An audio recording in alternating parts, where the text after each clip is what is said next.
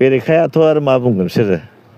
आंथ' खुनुदिन सोलायाखै दलआ मानि थाखाय सोलायदों बै समाव हाग्रामाया देरहाबाय 70था मोनबाय सरकार दानो रोङाखिसै आरो गोदोनि बिनि एक्टिभिटिसफोर आरो बेहा गोदान माने फिउचारनि थाखाय जेबो प्लेनिं गैया नंखायनो आङो बै समाव जितु सरकारा बिजेपि सरकार दं बे हिसाबै आङो बिजेपिआव थानानै माबा मोनसे डेभेलपमेन्ट मावनो हागोन नामा सानदोंमोन दा बहायबो नुबाय आङो बहाय जोंनि बर'फ्रा जायगा गैया जोंनि बर'फोरनि थाखाय बारा साननो हाया नंगौ बिसोर जाथिजों खोथा गैया देशआव खामानि मावदों बिजेपि हिसाबै सरकार हिसाबै खिन्थु जों बर' जाथिनि थाखाय बा जोंनि बिटिसिनि ओनसोलनि थाखाय बिसोर जेबो मावनो हाया बा मावफैयाखै मावफैनायबो नङा मानोना सरकारा बिटिसिआव जोंनि काउन्सिलासो थाखा हरगोन बिसोर खिन्थु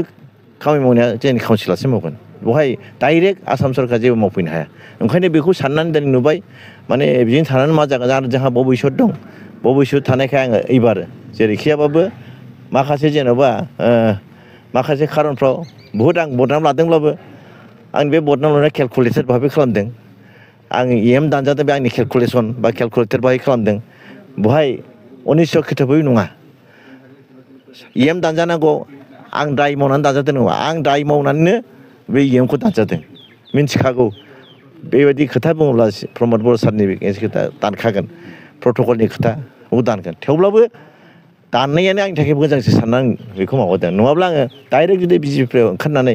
जुदि इउपिपिआव लाफैनांगौब्ला बे प्रमद बर' सारा एसे गाज्रि मोनजागोन रायजागोन आं बेखौ लुबैयाखै आंनि इस्सा गोथौबारै फैनाय होननानै आं बेखौ देखायदों आरो बिदिनो फैदों आरो दिनै जोंहा भबिसत गोबां मावनानै दं आरो दिनै नुदों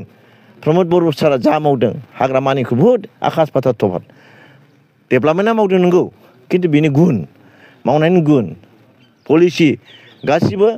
बहुद पार्थक्य दं ओंखायनो आङो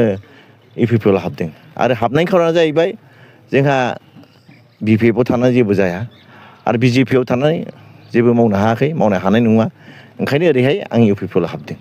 आरो आं बुंदों एबार आङो इलेक्सनबो गेलेया बिटिसिआव आङो पार्टिनि थाखाय मावगोन जोंनि भबिसतनि थाखाय मावगोन बेवहाय मानसिफ्रा आंखौ बुंनो हागौ दल बाग्रा बायदिसिना आरो बेखौ रावबो बुङाखै बे उइलियामासो बुंदों उइलियामाथ' गावनो दल बाग्रा बोसोरब्रैयाव खेबब्रै मोनब्रै हानजा सोलायबाय बे प्रथमाव बिपिएफमोन बियो थाखा फैसा खामायबाय लाबाय उनाव इउपिपिएलआव फैबाय प्रमद बर' सारजों थाफैबाय बहाय थाखा फैसा खामायबाय लाबाय ओमफ्राय दा नै इउपिपिएल बिदिनो इउपिपिएलआव फैनानै आरो दा बिजेपिआव सोलायबाय मोनब्रै दल बिदि सोलायबाय बे खिन्थु आंनाव बिदि नङा आं इस्साखिथ' भाबैनो माने हयथ' नंगौ रायजोफोरजों रायज्लायनो हायाखै खयथा जिनिसफोरखौ उनाव खिन्थु रायज्लायफिनदों आङो ओरै खालामबाय ओरै खालामनानै आं दल बाग्राबो नङा राजनितिक सुबिदा लानानै सोलायाखै जेरै उइलियाम मोनहा सोलायदों आं बिदि नङा आङो थांनाय खेबनै बार आं बेहाय इलेक्सन गेलेदों खेबथाम टाइमाव आं इलेक्सन गेलेयाखै माने आं इलेक्सन गेलेनो बाखाबायमोन थार्ड टाइमाव आं गेलेयाखै बहायबो थेवबो